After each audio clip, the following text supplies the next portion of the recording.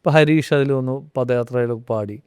ഹരീഷ് ആയിട്ട് ഈ പറയുന്ന മാനസികമായിട്ടും എനിക്ക് അത്രയും ഇഷ്ടമാണ് പുള്ളിയുടെ വ്യക്തിത്വവും. ഹരിശേട്ടൻ പറഞ്ഞല്ലോ കൊതിയാണേ, ആ, അന്നും ഞങ്ങൾ ഇരുന്ന് പറഞ്ഞല്ലോ കൊതിയാണ് അദ്ദേഹത്തിന് പാടാൻ. അയ്യോ അങ്ങനെ മറ്റേ പാടിക്കൊടുക്കുന്നത് കേൾക്കുമ്പോ ഞാൻ ഇവിടെ ഒരു സിത്താര അവരുടെ തന്നെ ഒരു ഇന്റർവ്യൂവിൽ പറയുന്നത് കേട്ടു. അവരെങ്ങോട്ടോ പോകുന്നതിന്റെ ഇടയിൽ ഒരു യാത്രയിൽ ചായ കുടിക്കാൻ ഇറങ്ങിയപ്പോൾ ആൾക്കാർ കണ്ടുപിടിച്ചപ്പോൾ ആ മൂലയ്ക്ക് നിന്ന് പാടുക. അങ്ങനെ ഭയങ്കര പാർട്ടിയാണ്.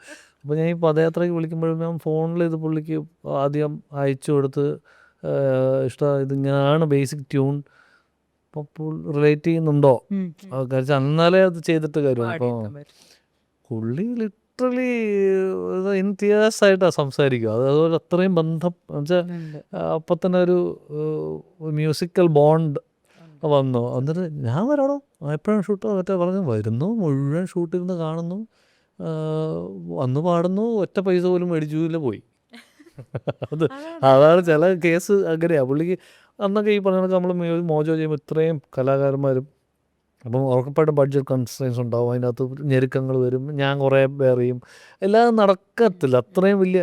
അതിന് of course I thank Kappa TV and Sumesh Lal sir for supporting me കേട്ടോ. അത്രയും കലാകാരന്മാരെ കൊണ്ടുവരാൻ എല്ലാം സാമ്പത്തികമായിട്ടും എല്ലാ രീതിയിലും ഇൻഫ്രാസ്ട്രക്ചർ തന്നവർ ഹെൽപ്പ് ചെയ്തത്.